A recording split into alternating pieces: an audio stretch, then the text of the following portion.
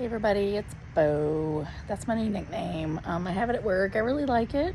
Full name. It's not working for me anymore.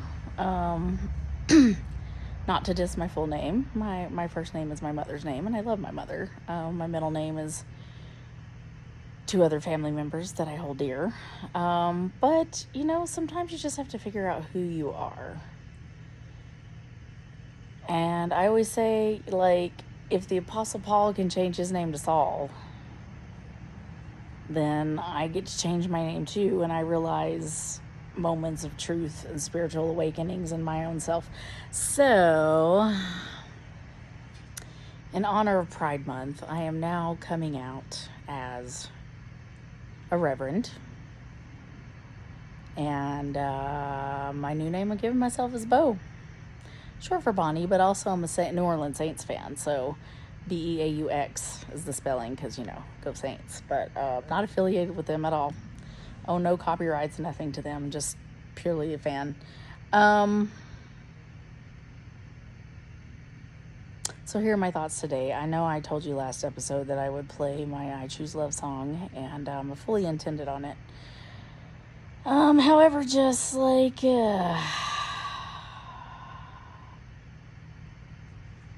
somebody sent me a TikTok of this woman, gorgeous woman of color, in a Target, ranting about all the Target brouhaha. Again, no affiliation with anything.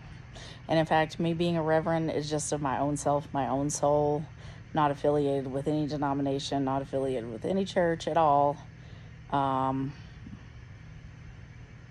affiliated with anything of anything that I used to do, actually, really. Thus, the change of my name day. Yay! And all I could think was, here's this gorgeous woman who definitely I can tell that she has a power and a fire inside of her for her faith, which is cool. I think everybody should have a passion and a fire in your faith. But again, what good is any religion if we're not doing the 4 things that we should be doing, which is taking care of the poor, clothing the naked, feeding the hungry, and visiting people in prisons. All 4, all the time. I can't judge because I haven't found a way to do number 4, visit people in prisons, and I do need to check in on that because I just currently don't know anyone who's incarcerated except for one juvenile. So anyway, I got to commit to getting on that. Just finding a way to do that. So, and I'm like, she's just throwing Bible verses at random, just this, and this. And, when I do that to, confirm my faith and, stand up for who I am, who I know I am inside of my soul, I get accused of cherry picking. And I'm like, really? Because you're pretty good at it yourself. Where do you think I learned how to cherry pick? I learned it from the best growing up, an Assemblies of God preacher's daughter. So I'm only a product of what I was shown. And I wasn't shown all bad things, like my deep connection to spirit, my deep connection to the oneness, the deities that I choose to call Elohim, that is who they have appeared to me as. Devout follower of the teachings of Yeshua, him as his bastardized Catholic Church name of Jesus, but his name was Yeshua. He was very much Jewish, Arab man. I can never say that enough. Those true teachings is the way I found spirit, and that's the way I choose to live my life, because honestly I just think it's a good practice for me to constantly look around me and not only be grateful for what I do have and not have any dissatisfaction.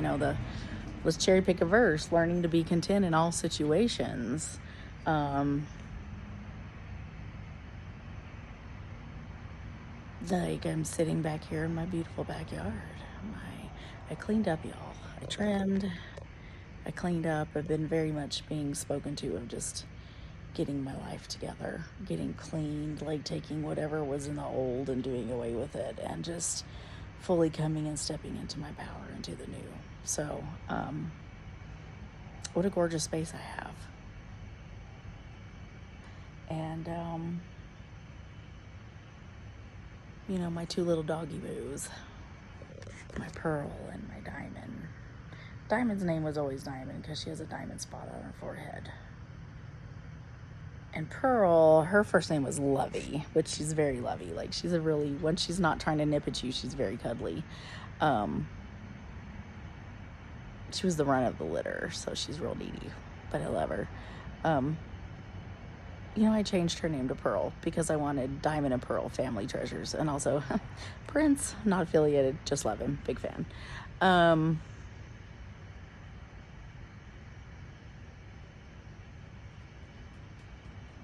I call them my family jewels because they are. They're little diamond souls. We're all diamond souls. We're all diamond souls. All of us. And if anybody tries to make you feel that any certain type of way about your soul that you don't like, and we all know that feeling. We all know that feeling.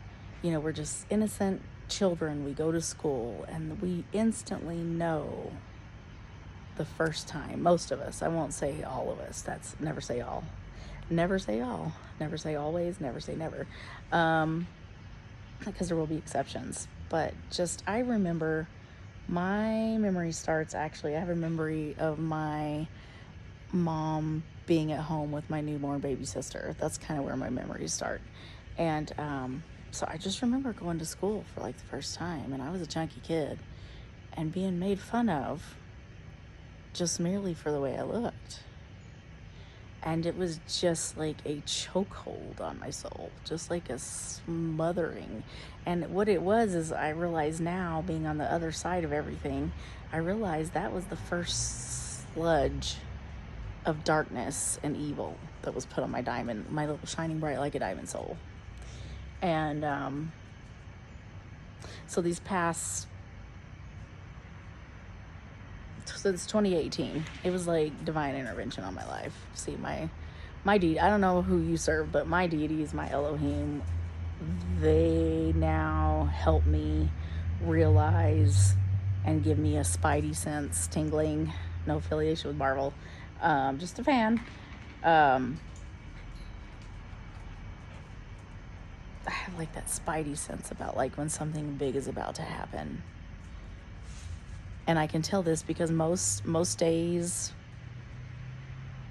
I had really come into my own as a teacher and really just fell in love with the kids that I was teaching that year. Just, you know, just figured out how every day to just make it fun. I was teaching only kindergartners and first grades, and those kids, man, they are in the moment. They don't care about your past. They don't care about the future. They are in the moment. And so now I realized I had to do that so I could learn to be in the moment, because I was giving my moments away. And when I was giving my moments away, I was giving my minutes away, and I was giving my hours away, and I was giving my days away. And just days turn into months, months turn into years. It's like the circle, and it's just going the same.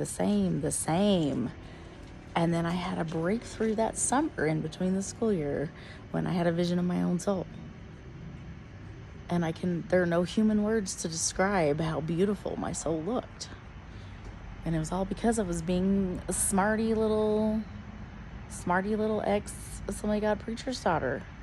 And just, I was mad at the way the world was that now, and who was president, and what had been allowed to happen. I was mad.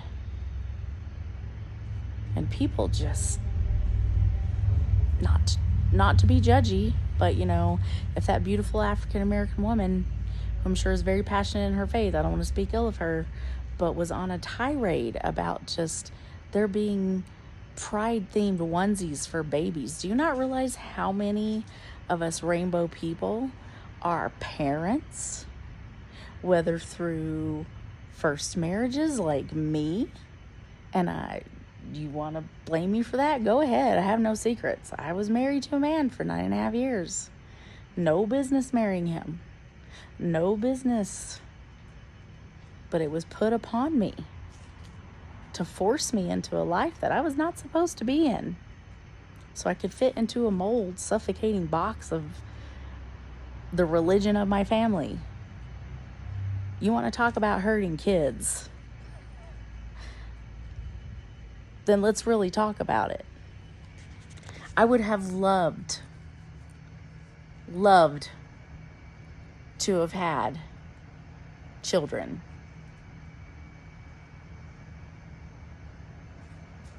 And to be an out and proud mom. And had a little onesie to put on my babies. Because you know why? They're my babies. They're my kids. And you know what? Until you've had to sit with your 6-year-old first grader little baby girl holding the hand of a teacher that comes to you in your own classroom at the end of school and goes, she's talking about you and her mom is gay and it's not healthy for the other kids who don't understand what that is. So I've asked her to stop. And you just, because of everything that had been put upon you, this is an actual, I'm not making this up. You can't make this shit up. Everything that had been put upon me, the shame, the guilt, the self-hatred, the driving of that word of quote unquote God into my head that I was an abomination. And I had been forced. And people say, oh, you always have a choice. And I always say that too. You always have a choice.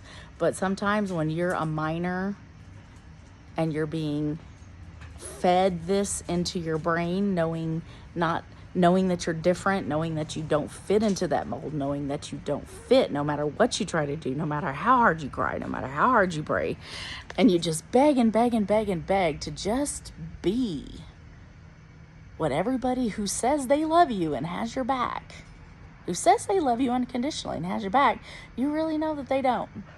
They don't. And some of us don't make it. Some of us are like, you know what? If these people don't want me here, I don't want to be here either. And we take ourselves out. And so that's what I want you to realize when you're going into these angry tirades about my people, my rainbow people. The fact that I can be sitting here today to declare myself a living, breathing child of my Elohim, who are the ones that breathed, let there be light, which caused this cosmic, huge light crash and created the very earth that I am sitting on my cute little bench today. That is who my God is. That is who my deity is. And I shouldn't say one, because they have revealed themselves to me in many ways. I don't know who you're serving. I don't know who you're living your life for. And if you have put all of your eggs in one basket of a certain political figure who has received way too much attention than he should have fun watching them fall. Go back to my Facebook post, election night 2016. I don't know how to do that. I don't know anything about technologicals, whatever, about anything of that nature. All I know how to do is talk and sing and teach. Here you go. That's all I know how to do, people. And it's going to have to be enough, because I'm enough in me. So when you're going into those angry tirades, you are hurting children. You think that only offering them one way is healthy? You're wrong. And you know you're wrong. And because you know you're wrong, you keep doubling, tripling, quadrupling down on your wrongness. Go ahead, hunty. If that's what you think you need to do, go ahead. Go ahead. You just go right on ahead. You say whatever you want to say. You do whatever you need to do. You shoot up whoever you need to shoot up with your guns. You just go right on ahead. And let's see where those choices get you. See, there's the catch. We have free will. We have all the free will in the world. Anybody tries to tell you you don't have free will, you have it. You have it. And we need to properly be teaching people about free will. Because this, we can do whatever we want, say whatever. Yes, you can. But then the second question is, should you? Should you say it? I'm going to leave that there. So anyway, sorry, I'm going to have to go on an angry tirade. Because here's the biggest thing about that African-American woman, gorgeous, who I'm sure has passion for her faith. Here's what came to my mind. The very same Bible you are quoting was used to enslave your ancestors. And do you think it's a good practice of being someone who's an oppressed person? Your ancestors were oppressed by my ancestors. And I'm fully realized that. And I have made amends, and I have gone to an African-American friend and said, on behalf of my ancestors and on behalf of your ancestors, would you please forgive me? And that's what started breaking those generational curses off of me so fast. Right and left.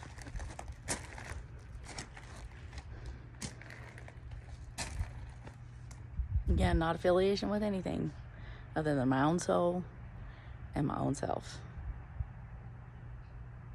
Now, does she have free speech? Absolutely. Does she have free will? We all do. But here's the risk. Here's the risk of you doing that in the name of your God. And please stop attaching my God's name to that. Please stop attaching Jesus's name. Because right now, there are some of my rainbow brothers and sisters and gentle envies who don't even, are triggered into hysterics and trauma at the mention of the name God and Jesus. That is what you have effectively done. You have effectively put people into trauma when they hear those names because of the fruits of your religion's labor.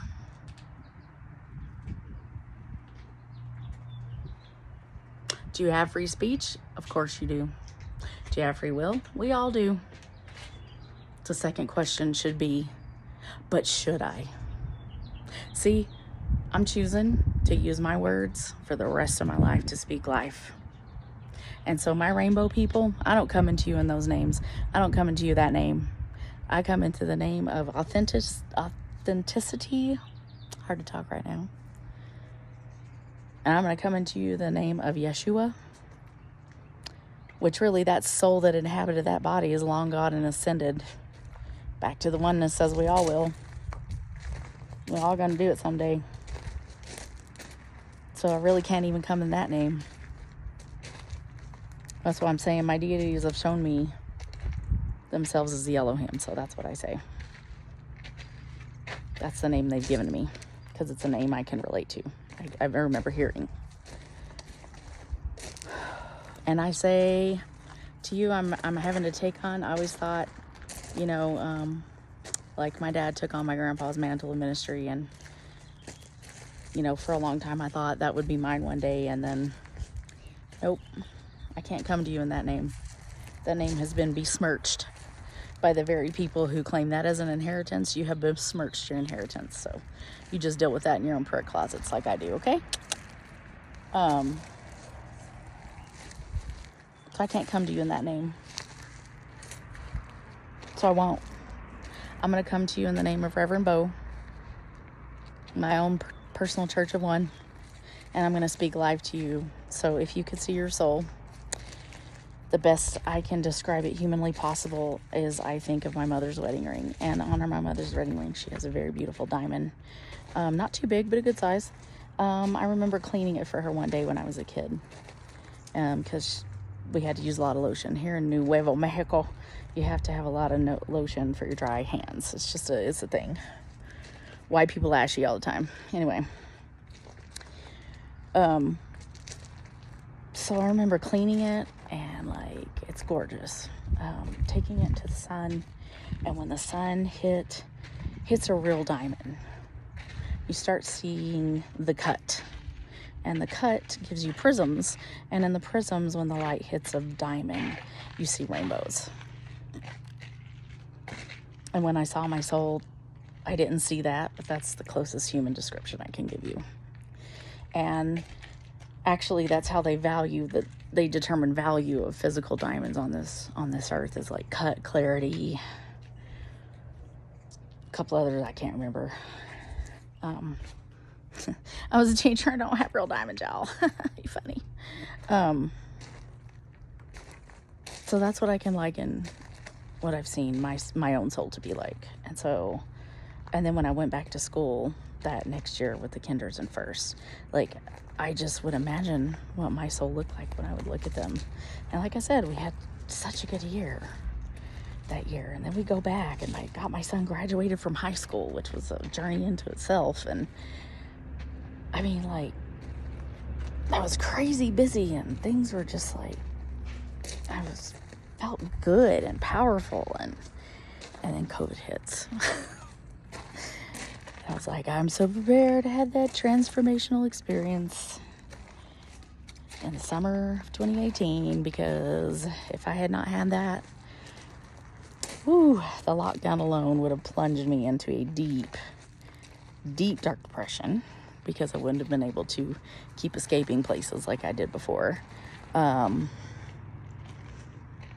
got COVID, ran fever for 18 days, and still like 3 months, was still dealing with symptoms, still kind of deal with them. So yeah, I'm one of them long COVIDers, but I've been able to function. Function. Anyway, whatever that looks like for me. So that is the kind of power and the kind of love and the kind of mercy that I'm coming to you with. And it's not a commandment of you have to do this and you have to do that and you have to. It's a coming to evaluate your choices, I guess. I've had a lot happen to me where I could be bitter, I could be sad, I could be just have no reason to get out of my bed, even though I have every reason to be up and living. And so that's something that Spirit has told me when I come to you, my rainbow people and my allied people. I don't come to you as a broken soul. I come to you as been made whole. And so I want to be a light to anybody of my rainbow family who's feeling down, who's feeling threatened, who's feeling scared. You know what? We've seen this before. And we go through this every 4 years, every election cycle. I know. It's like, why do they have to make our personal lives political with all these, you make this political? I mean, where do we learn to do that? Who's doing that the most? Think about it. Anyway, you're going to be okay. And reach out to the supports that are around you, whatever that may be. Don't feel scared. Just do it. It's okay. Reach out to supports. And we're going to make it through this because we're strong. And what I do know is anytime anybody makes themselves the bully, they might have a reign of terror, but it's short-lived. And then when they come crashing down, they come crashing down really hard, and they never really truly fully recover from it. So it's going to be okay. All right. Choose love, choose peace, and happy Bride Day 6. Bye.